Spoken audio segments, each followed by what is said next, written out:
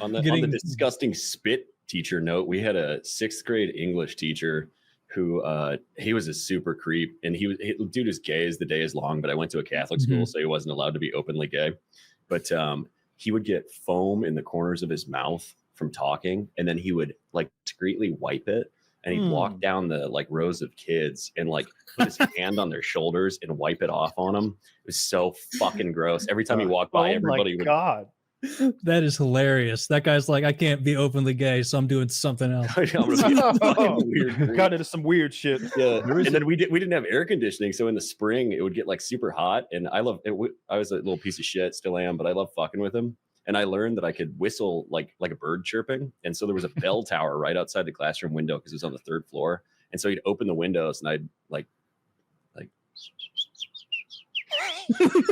And I just do that while he was teaching. He'd get pissed off and they go slam like all 10 windows. And it would get like 80 fucking degrees in the classroom, and he'd be dripping with sweat. And this dude got so fucking red, like fluorescent cherry tomato red. And he'd go open all the fucking windows again. I'd wait like 30 seconds, then start whistling like a bird again. He'd go slam it. I was like, not learning English from you, fucker. I'm 10 and bored. That's hilarious. That's a great. I had a teacher in high school. I'm almost positive he was banging one of the hotter girls in my class. I don't want to say her name in case anyone watches, but like she was hot, not the very hottest, but up there and kind of alternative. Like she marched to the beat of her own drummer. The teacher looked like Jack Black with more gray hair. Nice. But he's like, she was getting in his car after school. I think I saw him like hold hands. Yikes. Like they were spending a lot of outside of school time together. And I'm like, what is this? Everyone suspected. That's all the proof I have. Suspected she was getting in his car and he was like Jack Black driving her around School of Cock. We had an English teacher in high school. It was the same thing where everybody was like, I think he's fucking that girl. And then she graduated and they got married like 6 months later. Like See, that's wholesome. 19-year-old. Oh yeah. That's right. Yeah. That's Wholesome Romeo in a and Carl Juliet Malone stuff. kind of way. People judge because he was 71. Yeah, but a 40-year-old marrying a freshly 18-year-old he clearly groomed. guys, you don't get it. It's not weird. I've known her since she was 10. We had another teacher who like, it seemed like my entire class threw themselves at him. This guy was handsome. He was tall. He was a Division II basketball player. He was not Dr. Disrespect. He was not a pedophile. He rejected every offer. But oh my gosh, you could see all the girls liked him. He taught math. Oh, he coached the girls' basketball team too. Yeah, well, maybe he just kept on the down low. It sounds like he was plugged into the correct social network. We didn't have any drunk teachers, or maybe I'm naive, but most of my teachers throughout all of my schooling were like old school marms. Like they were 50s plus, heavy set, ugly women who like Mother Goose types. But when we got to middle school, that's when we started fucking with people. And I remember Mr. Mackinson was just, he had an old Southern accent inexplicably. Like it was like right there in Georgia. It didn't fit with our times, though. That's the accent from like movies in the 1800s. Okay. He sounded like Foghorn Leghorn. Uh-huh. And he taught history.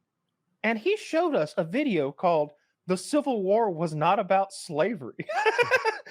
I swear to God, that's the title of the video. That's the opening statement. And it's like it's a 90-minute propaganda film. He was also in the Sons of Confederate Veterans, and they came and they put on that big war reenactment for us one day at school during school hours. We had to attend. They're marching around and the coats out there saluting the flag and shit. It's absurd. When he's hungover, he wheels in the VCR and he's like, "Today, kids, we're going to be watching a film called Birth of a Nation." Every week with this guy. We've seen it. So we hated him. And so one day my buddy faked a seizure on the floor. He hits the floor, goes into full convulsions. His eyes are rolled back in his head, and Mr. Mackinson freaks out. He jumps, runs across the classroom, and we didn't think he would be this strong. He was an older guy, scooped my buddy up in his arms like a bride, and he goes, "Clear the way, I got a sick boy!" And that's when Jeremy, he stops. He keeps convulsing because he's laughing so hard now. And he's laughing out loud in the guy's arms, and he dropped him straight to the floor. It was great. He earned that. It was great. He was in so much trouble. They were mad about that. you were mad you had to watch a reenactment. When I was in school, I was down for literally any activity that got me out of class. It didn't matter what the like presentation was on or like the big meeting they'd put you in the gymnasium for. As long as it got me out of class, I didn't care if it was cigarettes or drugs. Yeah, I was there with a black girl and I asked her, I was like, what do you think about this? This is a little weird, huh? And she's like, better in class. Yeah. Yeah, that was odd to have a Civil War reenactment at the school. I wonder if the South wins in the reenactment every now and then. Do they ever mix it up? No, it's not a very good reenactment if you don't reenact. Well, maybe do an alternate history month. My school was really well funded. Like we had the best paid teachers in the state. So jealous. Or like we've talked about the field trips before, like fucking whitewater rafting trips to New York City, and we had talking about the fencing team. Yeah, we had fencing, we had archery, we had a surfing team in my high school. The whitest shit I ever we got golf. Life, dude. We didn't get golf and soccer until my 10th grade year, and we were like, "Wow, how are we gonna?" Yeah, we had no soccer. There were no soccer. Even the people Mr. Beast is helping have soccer. The school I went to, we had one basketball, and Tyler got it stuck in the gutter, and then we didn't have a ball anymore. When I moved to there, and like we're playing baseball, and they just hand out leather gloves to every student. I'm like, no, nothing like that. There were no gloves. My gym teacher, who ended up getting fired years after I graduated for being a creep, used to like sometimes creeping on the lads. He used to like sometimes before we started doing something, he'd be like, "Boys, everybody line up, get on a mat. We're gonna do stretching and yoga." And he'd like make us like be walking behind us doing like downward dog shit. Is this the meat gazer? All right, this is the meat gazer. Yeah. This guy was a fucking creep, an absolute creep. Taylor's like, you guys remember penis inspection day from gym class when your gym teacher would inspect your penis every Tuesday to make sure it was normal? Yeah, it was every day. He'd walk in, it was an ocular pat down. He was giving every single student that guy. Ew.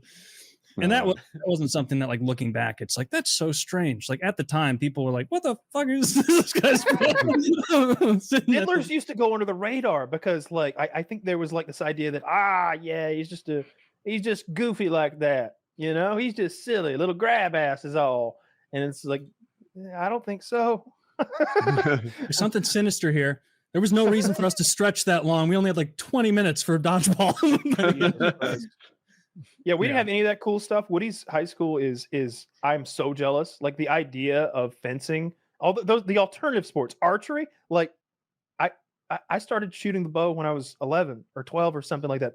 I would have loved to have been able to do that at school. I would have been archery. I was already good at it. Like I had such a head start on everybody. I love to shoot.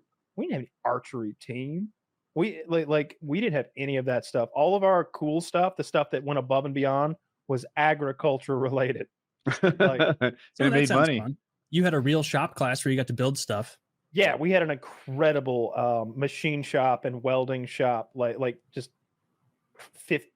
maybe 10 or 15 welding booths with stick, MIG, TIG, 2 different metal lathes, the 3D drill presses, and that was just a metal shop. Then we had automotive that was like a full 3-bay like garage where they did oil changes and worked on cars. And then the construction class, which was like wood shop, was even better. Like they made real projects and sold them for cash. But then there was also a cattle barn, a huge cattle barn where they would go and like show their heifers and pigs and like lead them around to be judged.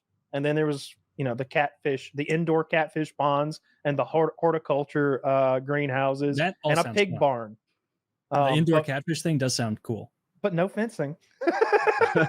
Fencing wouldn't even have been fun. Like if there wasn't another school nearby that had a fencing team, what would you even do? We'd have traveled all the way to Atlanta and had a little culture in our lives, fencing the guys from LaGrange or whatever, or Buford. Like it would have been great. Instead, we were selling catfish on Friday nights to raise money for who knows what. Did you do any cool shit or fun stuff in high school, Trout?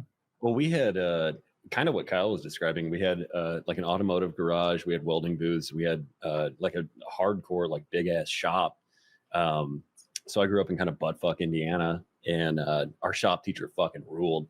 Doc, we called him, because he was this old Vietnam vet. He's the greatest guy in the fucking world. I found out, I put context clues together later on. I'm pretty sure he was like Mac V Sog in Vietnam, because I was in the shop class and we would do like a unit where we'd work on like paper and fill out shit and answer questionnaires and all this shit for, a week. And then we'd go in the shop and like build the shit that we were talking about. Well, he had a TA desk and he had all these CDs that he had made copies of back in the day from vinyl records. So I'd play DJ and like do all this shit, just queuing up music. And then he'd let me know like the day before those packets were due or the project was due. He's like, you better get that thing done. It's due tomorrow. I'm like, all right, yeah, I'll knock it out. And so I would do that. We had this awesome fucking relationship. He was my favorite teacher in high school. I walked in one day with a pack of cigarettes in my breast pocket and he just like slapped it. And he goes, you can't have those. Come with me. We go back behind the woodshed where all the lumber was stored. And he's like, give me a cigarette and I won't tell nobody. Like, I smoked a cigarette with him out there. And then, years later, or my senior year, I'm about to graduate and I'd taken his fucking shop class, which you're only supposed to take like 2 years. It's like you take automotive 1 and then 2, or you take construction 1 and then 2. No, I took every single one of his classes just so I could hang out with him the whole time. Every and semester. Just like, take the drill press and just drill holes and shit. And finally my senior year, and he goes, if you applied yourself to literally anything, you could actually be somebody, but you don't. And I'm like, yeah. And then years later, I'm a bartender and I'm leaving the grocery store and he's walking out. It's like 11 o'clock at night. He's got a gallon of milk in each hand. This man is like my hero. Sick. Like, I love this dude. He's just hardcore old Vietnam vet walking out with a gallon of milk in each hand, going to his old fucking pickup truck. And I pass him and I'm like, Doc, what's up, dude? And he goes, what are you up to nowadays? And I'm like, oh, I'm a bartender. And he goes, figures. And then gets in his truck and drives away. That was the most hurtful thing anybody had ever said to me in my entire life. I think about that every night before I go to bed. Getting ripped on by a guy headed home to crush, 4,000 liquid calories. His wife was like that hardcore alcoholic. Not that I have room to talk, but she would be at the local bar, which there was like one of in town, and she would call the classroom. Well, I was sitting at his TA's desk, so I'd answer his phone all the time, and I'd go, I'm not going to say his real name, but John Smith's room. How may I direct your call? And she'd be like, Connor, give me John. And I'm like, fuck. Please hold. I'm like, it's your wife. And he'd be like, honey, I got to work till 3:30. You know that. I'll go pick you up afterwards. And he'd go pick up his wife afterwards. He's still kicking it. I saw him at the grocery store like a week ago. I didn't say anything because I didn't want my feelings to be hurt. Was he loading up on milk? He did. He had a lot of milk and a lot of sparkling water. I'm sure if you explain to him, hey, I'm a TikToker now. Change his mind. I quit TikTok, sir. Retired TikToker. Doc sounds awesome. I'm like, Doc, have you ever heard of Feet Finder? No, I didn't help found it. I just am losing a lot of money there. This is what I meant.